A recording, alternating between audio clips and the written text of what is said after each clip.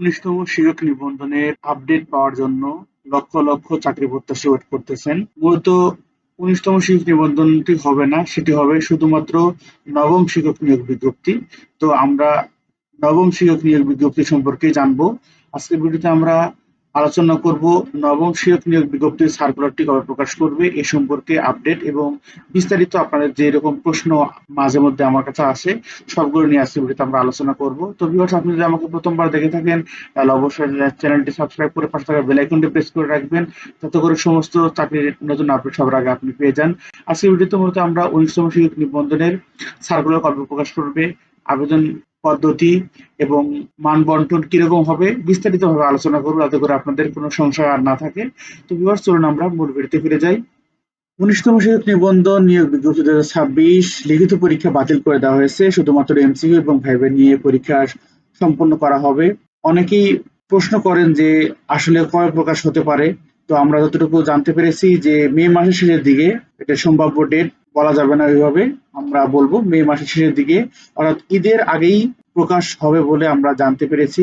অর্থাৎ ঈদুল আজহার পূর্বেই নবম শিক্ষক নিয়োগ বিজ্ঞপ্তি প্রকাশ করা হবে। বেসরকারি শিক্ষা প্রতিষ্ঠান নিয়োগের জন্য ১৯তম শিক্ষক নিবন্ধন সার্কুলার ২০২৬ এর লিখিত পরীক্ষা বাদ দিয়ে শুধুমাত্র এমসিকিউ ও ভাইভার মাধ্যমে প্রার্থীরা বাছাই করা হবে।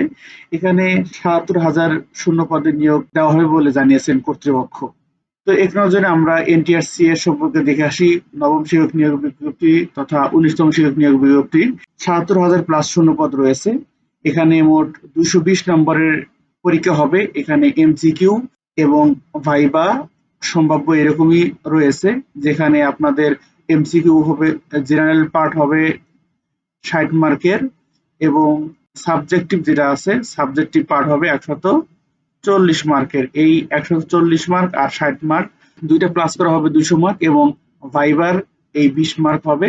এবং আমরা যতটুকু জানতে পেরেছি যে ভাইবার মার্কও নাকি এখন সিলেকশনের ক্ষেত্রে যোগ করা হবে। তো অবশ্যই এখানে যে তিনটি রয়েছে এমসিকিউ, জেনারেল এবং আপনার সাবজেক্টিভ এবং ভাইবা, এই দুইটি কিন্তু অত্যন্ত গুরুত্বপূর্ণ। এবং যতটুকু জানতে পেরেছি যে প্রতিটিতে 40% মার্ক পেলেই আপনারা পাস করবেন, অর্থাৎ ৬০-এর 40% কত হয় এবং ১৪০-এর 40% কত হয়, এটিতে আপনারা পাস করবেন, অথবা একদম ফুল ২০০ মার্কের মধ্যে 40% পেলে পাস করবেন, এরকম জানিয়ে দেওয়া হবে। এখনো সিদ্ধান্ত নেওয়া হয়নি, তবে আমরা যতটুকু জানছি যে 40% মার্ক পেলেই পাস করে দেওয়া হবে। কিন্তু আপনি টিকবেন কিনা এটার জন্য নির্ভর করবে আপনার কাট মার্ক, সেটা অন্য বিষয়। তো আবেদন এর আগে যেরকম ছিল সেরকমই আমরা ধরে নিয়েছি, ৩৫০ টাকা, কম বেশি হতে পারে। তবে গুরুত্বপূর্ণ কিছু সময়সূচি আপনাদের সাথে আলোচনা করি, যেটা আপনারা অনেকে জানতে চেয়েছেন। সেটা হচ্ছে ই রিকুইজিশন প্রতিষ্ঠানে আবেদন করতে পারছে ৩১ মার্চ থেকে ১৫ এপ্রিল ২০২৬ পর্যন্ত। সার্কুলার প্রকাশ হতে পারে মে মাসের সম্ভাব্য ডেট রয়েছে মে মাসের শেষের দিকে, এবং অনলাইন আবেদন শুরু হতে পারে জুন মাসের শুরু থেকে, অর্থাৎ ঈদের পরপরই কিন্তু আবেদন শুরু হতে পারে এবং আবেদন চলবে জুন মাস পুরোটাই, যদি জুন মাসের শুরুতে আবেদন শুরু হয়। এবং প্রবেশপত্র ডাউনলোড কখন করতে পারবেন, এটা যত সম্ভব আমরা যতটুকু জানতে পেরেছি যে সেপ্টেম্বরের প্রথম সপ্তাহে আপনাদের এডমিট কার্ড আপনারা পাবেন, এবং যদি সময় মতো সার্কুলার প্রকাশ হয় তাহলে সেপ্টেম্বরের শেষের দিকে আপনাদের পরীক্ষা অনুষ্ঠিত হবে ইনশাল্লাহ। এই ডেটগুলো বলার কারণ হচ্ছে এনটিআরসি এর নতুন যে চেয়ারম্যান আসছেন তিনি না আসলে, যদি আগের চেয়ারম্যান বহাল থাকতেন তাহলে কিন্তু ইতিমধ্যে আপনাদের সার্কুলার কিন্তু দিয়ে দিত। তবে দেওয়ার দেরি হচ্ছে, কারণ হলো নতুন যে চেয়ারম্যান আসেন তিনি দেখভাল করছেন যে আসলে কিরকম তার পুরো পরিস্থিতি কিরকম, সবগুলো বিচার বিবেচনা করে কিন্তু সার্কুলার প্রকাশ করে বিধায় একটু সময় লাগতেছে। তবে আমরা জানতে পেরেছি যে ঈদুল আজহার পূর্বেই সার্কুলারটি প্রকাশ হতে পারে এবং আশা করছি এর মধ্যেই হয়ে যাবে, কেননা সমস্ত কিছু তৈরি করা হয়ে গেছে।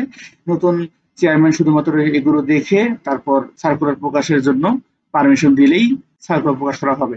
এবং যদি সার্কুলার মে মাসের শেষের দিকে সার্কুলার প্রকাশ করা হয় তাহলে আমাদের যে দেওয়া টাইম শিডিউল গুলো আছে এরকমই থাকবে ইনশাল্লাহ। তো অনেকেই প্রশ্ন করেন যে কারা আবেদন করতে পারবেন। এবার কিন্তু আবেদনের জন্য যোগ্যতা কিন্তু একটু চেঞ্জ হয়েছে, আপনারা হয়তো অনেকে জানেন।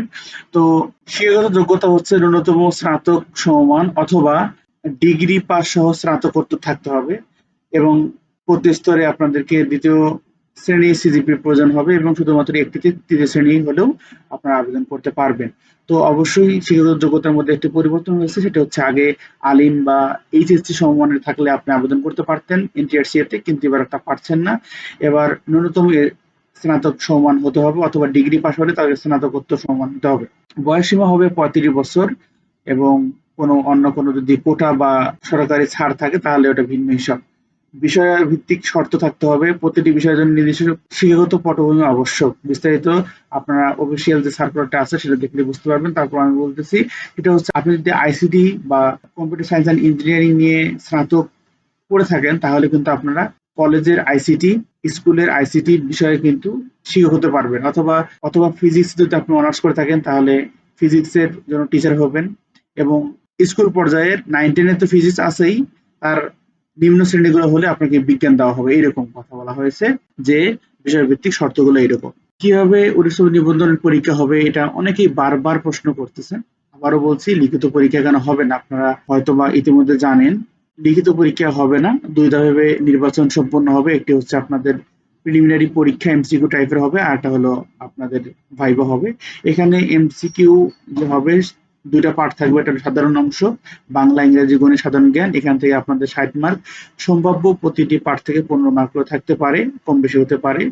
বিষয়ভিত্তিক যেটা আছে নিজেদের শিক্ষকতার বিষয়টি, যেমন আইসিটি, ইংরেজি, ইতিহাস, তারপর ফিজিক্স, কেমিস্ট্রি, এরকম যার যার যেরকম সাবজেক্টে আপনি স্নাতক করেছেন সেই বিষয় ভিত্তিক আপনাদের 140 মার্কের প্রশ্ন হবে। এই মোট হলো 200 মার্কের, 2 ঘন্টা আপনাদের পরীক্ষা হবে। এরপর যারা কাট মার্কের মধ্যে থাকবেন, যারা টিকবেন, তাদের জন্য ভাইভা নেওয়া হবে। ভাইভা হলো 20 মার্ক এবং প্রতিটি এমসিকিউ ভুল মার্কের জন্য কিন্তু আপনাদের 0.25 নম্বর করে কাটা হবে এবং 5 নাম্বার, এর আগে বলতে 40%, অর্থাৎ 80 মার্ক পালে আপনারা পাস করবেন যদি একদম ওভারঅল 200 মার্কের মধ্যে হয়ে থাকে। এটা অবশ্যই জানিয়ে দিবে সার্কুলারের মধ্যে, তখন আপনাদের আবার ক্লিয়ার করে জানাতে পারবো।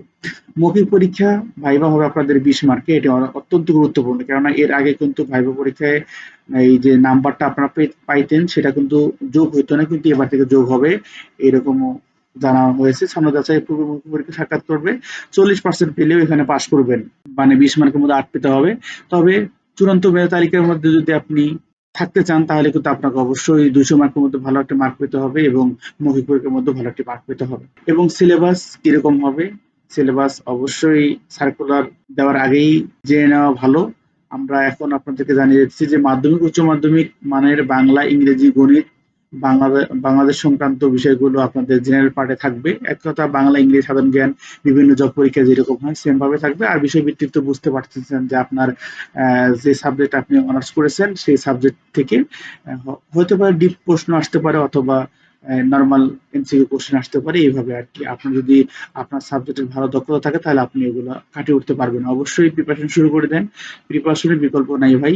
৭৭,০০০ প্লাস সিট রয়েছে ঠিক আছে, কিন্তু আপনার প্রতিযোগিতা দেখবেন ৪-৫ লাখ, ১০ লাখ, ১২ লাখ হতে পারে এবং সার্কুলার প্রকাশ করলে সেখানে আরো বিস্তারিত থাকবে। তবে অনেকেই এই বিষয়গুলো জিজ্ঞেস করেন যে এনটিআরসি তে কি লিখিত পরীক্ষা আছে। এর আগে কিন্তু আপনাদেরকে অ্যান্সার দিয়ে দিয়েছি অলরেডি। আবার আবেদনের শেষ তারিখ কখন, অনেকেই প্রশ্ন করছেন। এখন আবেদন সার্কুলার দেয়নি, আপনারা বলতেছেন কবে শেষ তারিখ। তো সার্কুলার প্রকাশ করলে তারপরে আমরা জানতে পারবো। শূন্যপদ কত, শূন্যপদ কিন্তু ৭৭,৯৯৯টি শূন্যপদ রয়েছে সুপারিশ মাদ্রাসা ও কারিগরি প্রতিষ্ঠানের জন্য, হিউজ পরিমাণ শূন্যপদ রয়েছে। আমরা আরেকটি বিষয় আপনাদেরকে জানিয়ে দিই, সেটি হচ্ছে যে শূন্যপদ রয়েছে যতগুলো, তার থেকে কিন্তু ডাবল জনবল কিন্তু তারা টিকাবে, কেননা যদি কোনোভাবেই যোগদান না হয় ওয়েটিং লিস্ট থেকে কিন্তু তারা শূন্যপদটা পূরণ করবে। সো আপনি যদি একটু ভালো করে পড়াশোনা করেন আশা করা যায় ভালো কিছু করতে পারবে ইনশাল্লাহ। তো ভিউয়ার্স, এই ছিল এনটিআরসি এর 19তম নিবন্ধন তথা নবম শিক্ষক বিজ্ঞপ্তির সর্বশেষ আপডেট এবং সার্কুলার প্রকাশ করলে আমরা আমাদের ভিডিওতে আপনাদের জানিয়ে দেব। অবশ্যই সেই ভিডিও পেতে হলে চ্যানেলটি সাবস্ক্রাইব করে পাশে থাকা বেল আইকনটি প্রেস করে রাখবেন। সবাই ভালো থাকবেন, সুস্থ থাকবেন। আল্লাহ হাফেজ।